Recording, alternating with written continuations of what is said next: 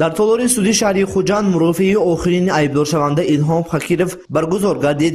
Илҳом Хакиров 43 сола зодии ноҳияи Мастишоҳ буда бо моддаи 104 қисми 1 кодекси ҷиноятии Ҷумҳурии Тоҷикистон яъне одамкушӣ ё қасдан маҳрум сохтан аз ҳаёт гунаҳкор шудааст. Ном бурда қаблан низ якчанд маротиба суд шудааст. Охирин маротиба бо ҳукми суди ноҳияи Мастишоҳ аз 18 марти соли 2003 бо моддаи 244 қисми 3 банди аи кодекси ҷиноятии Ҷумҳурии Тоҷикистон ба муҳлати 8 солу 6 моҳ аз озодӣ маҳрум шуда буд. пеш аз баровардани ҳукми суд дар мурофиаи сухани охирини Илҳом Хакиров шунида шуд.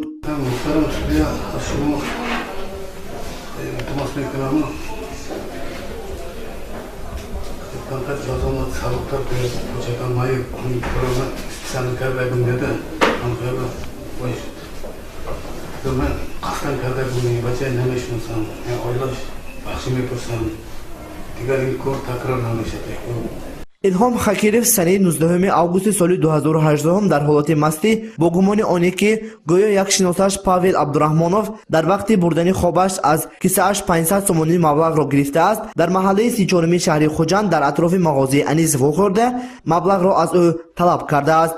дар натиҷаи баҳсу мунозираҳо судшаванда Илҳом Хакиров бо коди хоҷагидорӣ ба қафаси синаи Павел Абдураҳмонов зада ӯро ба ҳалокат расонидааст. дар натиҷаи кофтуко моҳи октябр ӯро дастгир ва ҳабси пешакӣ нисбаташ таъин гардид.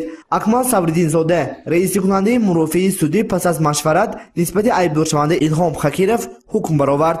Суд ҳукм кард. Хакиров Илҳом Мирвафоевич бо моддаи 104 қисми 1 кодекси ҷиноятии Ҷумҳурии Тоҷикистон гунаҳкор дониста шавад. Ба Хакиров мувофиқи моддаи 104 қисми 1 кодекси ҷиноятии Ҷумҳурии Тоҷикистон ҷазои маҳрум сохтан азодӣ ба муддати 10 сол бо аду намудани ҷазо дар колонияи ислоҳии дорои низоми сахт таъин карда шавад. чораи пешгирӣ нисбати Илҳом Хакиров дар намуди нигоҳ доштан дар ҳабс бетағйир монанда шуд. далелҳои шайъӣ ки дар прокуратураи шаҳрӣ қарор дорад баъд аз эътибори қонунӣ пайдо кардани ҳукм нобуд карда мешавад. тарафҳо аз боли ҳукм дар муҳлати 10 шабонарӯз аз лаҳзаи эълони он ба истиснои яктарафа ва пурра намудани таҳқиқ аризаи шикоятӣ пешниҳод карда метавонанд. Эраҷ Сабуров сокини ноҳияи Мастишоҳ буда муваққатан дар шаҳри Хуҷанд истиқомат мекунад. имрӯз ӯ ба маркази ҷумҳуриявии илмии хун дар вилояти Суғд омада хун супорид. Эраҷ донорӣ қарордодӣ ба ҳисоб рафта давоми 2 сол аст ки дар 3 моҳ як маротиба ба ин ҷо барои хунсупорӣ меояд ва агар хун насупорад ба гуфти худаш саломатиашро нотоб ҳис мекунад.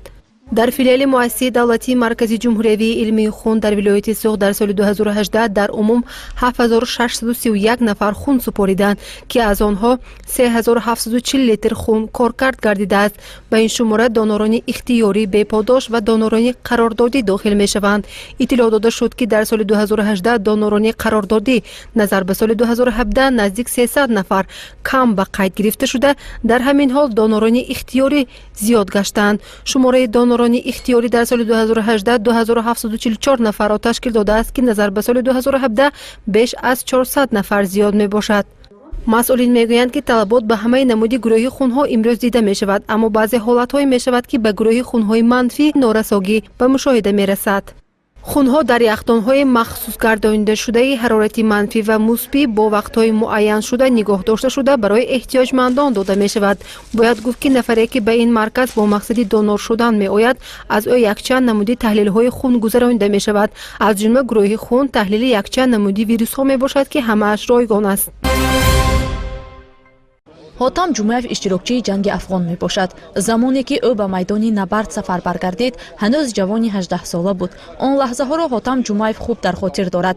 ҳангоми вохӯриву мулоқот бо дӯстону ҳамяроқонаш аз лаҳзаҳои мудҳиши ҷанг ёдовар мешавад. имрӯз бошад шукрона аз тинҷиву оромӣ дорад.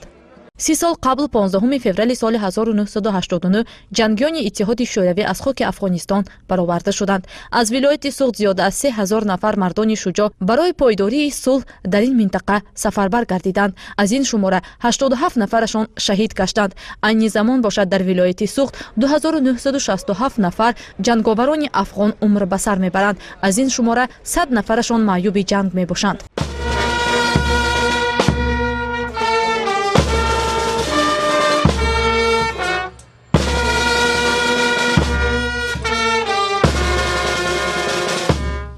ба хотири гиромидошти ёди шаҳидшудагон имрӯз дар боғи ғалабаи шаҳри хуҷанд маросими гулчанбаргузорӣ доир гардид.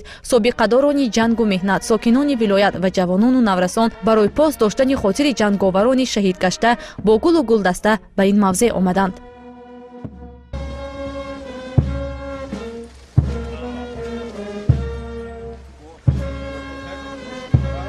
ҳамасола санаи 15 феврал дар ҷумҳурии Тоҷикистон аз ҷумла вилояти Суғд рӯзи баровардани қӯшунҳои Иттифоқи шӯравӣ аз хоки Афғонистон таҷлил карда мешавад.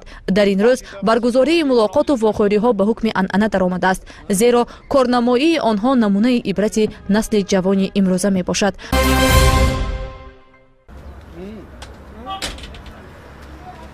Қурбонали Туманов механизатори таҷрибадор ва пешқадами ҷамоати деҳоти ба номи Абди Авазов мебошад.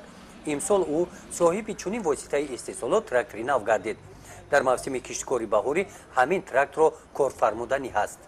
ин тихмпошак ҳар тихмои ҳар чира тихмои чиёра мекорад, пахта, ҷигори, дигар маҳсулотҳоро корида метавонад. ана ҳар як яшик адел як ҷӯякта мекоранд, 4 та тихмгирак доранд. ан тихмгирак қатӣ мегиранд, ҳамин чиёра нав омадагӣ мекоранд. Дар ноҳияи Восе бо техникаҳои мавҷуд буда имсол 300 тракторҳои нав илова гардиданд.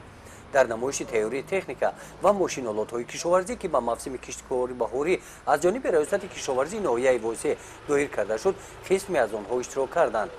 кормандони раёсати кишоварзии ноҳияи Восе, намояндагони раёсати кишоварзии вилояти Хатлон омодагии воситаҳои техникиро аз назар гузаронда ба механизаторҳо маслиҳатҳои муфид доданд. 890 техника мавҷуд аст. аз онҳо 60% тайёр аст. дар бошако боша 89 аз онҳо кишоварзони ноҳияи Восе тибқи дурнамо имсол дар майдони 7000 гектар кишти пунбадона гузарондани ҳастанд. мутахассисон мегӯянд ки яке аз омилҳои муҳим барои гирифтани ҳосили баланд ин интихоби тухмии хушсифат мебошад. дар ин чорабинӣ навъҳои чигити тухмии флеш, ирам ва пахтаи нави Хатлон ки дар кооперативи истеҳсолии тухмипарварии Салом омода карда шуданд ва ба шароити иқлими ин минтақа мутобиқ ҳастанд, пешниҳод гардиданд. дар қисмати расмии чорабинӣ намояндагони мақомоти иҷроияи ҳокимияти давлатии ноҳияи Восе, раёсати кишоварзии вилояти Хатлон аз натиҷаи омодагии техникаҳо хулоса карда зикр намуданд ки ҳарчи тезтар камбудиҳои ҷойдошта ислоҳ карда шаванд. дар ҷамъбаст аз номи мақомоти иҷроияи ҳокимияти давлатии ноҳияи Восе ҷамоатҳои беҳтарин бо ифтихорномаҳо қадр карда шуданд.